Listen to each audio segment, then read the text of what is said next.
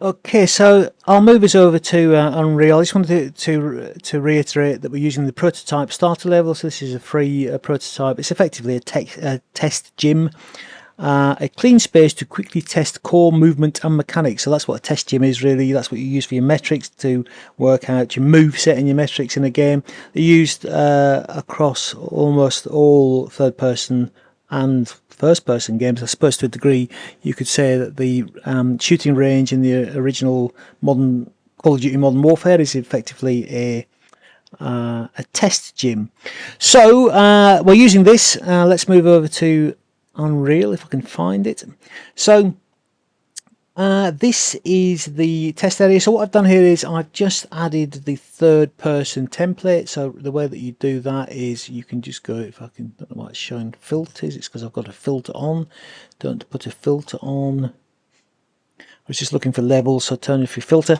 So you can add a feature or content pack. So in this case I've added the third person content pack. What I've done here is that in the if I run this, we've got the third person character in the test gym, which is originally first person, and you will also have to move your world settings. So if we go to project settings,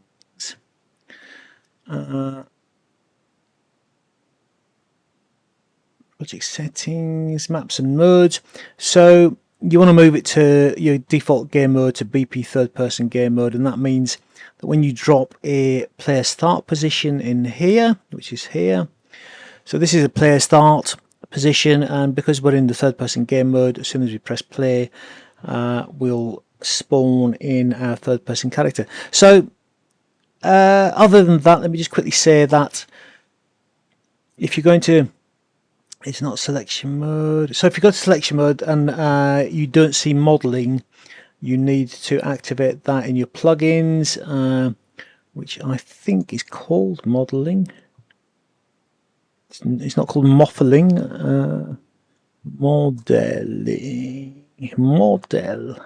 model. So it's not called modeling. Mesh, modeling tools editor mode. So that's what you want to activate, which is activated here. It's beta version, I believe. So yeah, it is beta. I can see by the big word saying beta. So you want to activate that and restart your editor if you can't see it in. If you can't see it, let me just get out of this.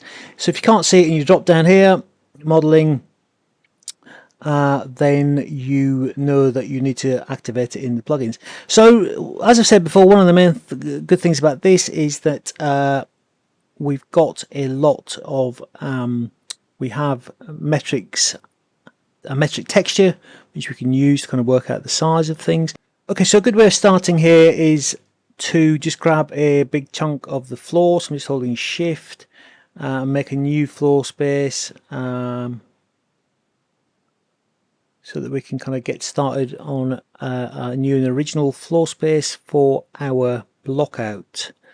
And then what I'm going to do is Control C and then Control V, and then what I can do is just drag these out over here. And so let's move our player start. Obviously you can just delete this and add a new one. So just check we've got collision. Okay, so now we've got kind of a clear space we can get started with. Obviously this isn't big enough, but in fact what I will do while I'm here is just, so instead of selecting all these, a quick way of doing it is if I can actually find the I haven't used this actual layout. I usually have Unreal 4 layout. So perspective, it needs to be top.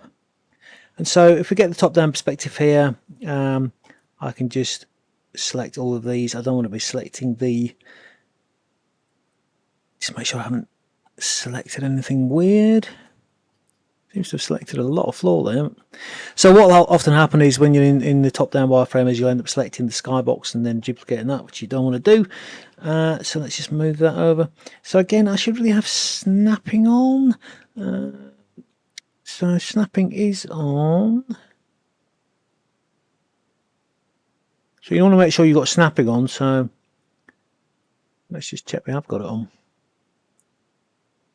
Yeah, so if you get your snapping wrong, then what happens is you'll have Z fighting and you'll have overlapping, which I might be having here, but you know, you have slight overlap of the meshes. But anyway, so let's I've done that. I've turned the snapping up to 50, which may be a bit over the top. Let's go back to perspective. So now we have kind of a decent, well, I'm going to go crackers and I'm going to do that again. Okay. Control C, Control V, move that up there, snap it there. That's good. Let's go back to perspective. It's not wireframe, it's perspective. And then let's get the player start and just move that over here. Press play. Okay, so we've got good clear space here. That's definitely going to be large enough for the area we're trying to create. I say that, but you know, let's wait and see, shall we? Right, so let's get back up here. So there's the player start. So I'm looking at my diagram, if I can find it again. I've just got my diagram to the side here. So looking at my diagram, let's get started with kind of an initial block to, so what we want to do is we want to go to modeling mode, which we've got. So we can go to cube or box, and we want to place that. So if we can actually scale this. So obviously you just type in values here, but the important thing here I think is that if we're building a large building, we want to keep it to finite values. So 747, let's make that 750. Sorry, we've got the gizmo is in the center, which I've always found a little bit silly, but anyway. Okay, so back in and checking my top down again. So we want to start with a large building. We've got to jump across here. So, you know, we can use the test gym to work out the metrics of the jump.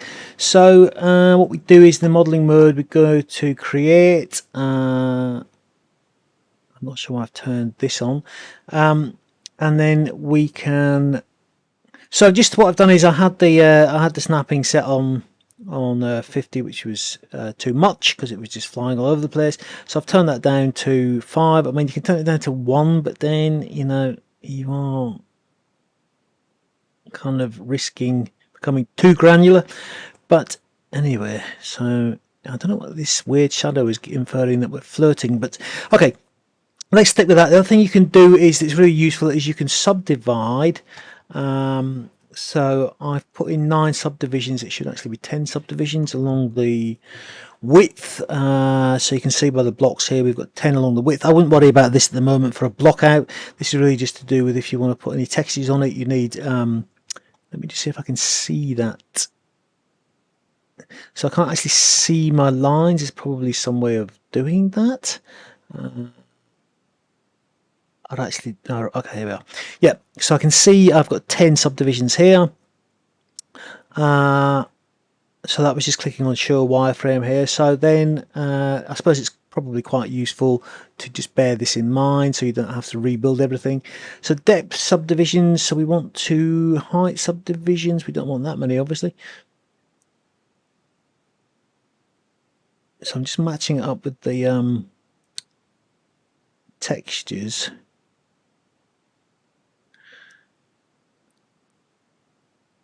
So height subdivisions 2. Hey, slightly odd. I'm guessing it's because we've got a mismatched one at the bottom. But so as long as you've subdivided it in a sensible way, that means that you'll be retaining your textile density when you apply textures to it, because this is actually a static mesh. It's going to become a static mesh as opposed to a binary space partition, which is what the original Unreal Engine used. Don't ask, but it's probably good practice just to subdivide. It means that when you apply textures, you'll have the textile density will be sensible, so you'll be able to, if you've got a square texture, it will look like a square texture as opposed to stretched across the entire object. Could be useful as a block out. I'm not too concerned about you doing that at this stage. And the only other thing is we've got the origin. Let's just accept that. Okay, so we've now got this this cube. Obviously I should have subdivided this side as well, but yeah. So as I said, don't get too stressed about subdividing at the minute, because we'll be going back in and really kind of redoing these when we do the proper white box, but it's just good practice to know you can subdivide. So the other thing we want to do is we want to go to X form, which we want to edit the pivot, because the pivot's sitting in the middle of the box, which is not ideal. So what we can do is snap dragging. So if I move it at the minute, I think it is snap dragging. Let me have a look. So I'm just changing the snap again. Okay, yeah, no, it's not snap dragging at the minute. So if we put on snap drag, we don't need rotation. We'll see that now it should, well, look, let's make it a bit more obvious. Yeah, so when I'm snap dragging now, it's moving 100 units at a time, because I've set the snap to 100. So we'll keep that at 5. These are helpful as well, because you can just you can, if you click on bottom, we can see now the pivot is now sitting on the bottom of the, and then what you can do is then just drag it along. If you press the right button, so you want to grab hold of these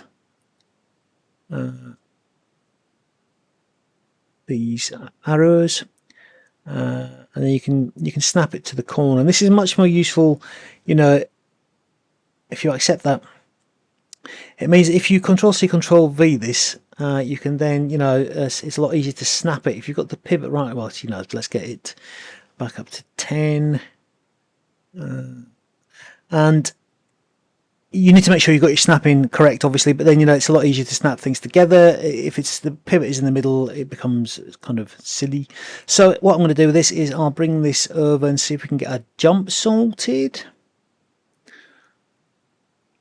Bearing in mind this is totally to do with being a, let me just, yes, if you grab hold of it when it's actually a static mesh, because this has now become a static mesh, and you press end on your keyboard, it'll align it with the floor, even though it's still showing this weird shadow. It's now actually sitting on the floor. Right, and then if we, oh hello, and then if we just move our place start up here, and then press play. Okay, so what's happened here is we've got no collision on these, which seems a bit silly that they would let you build 3D meshes without collision.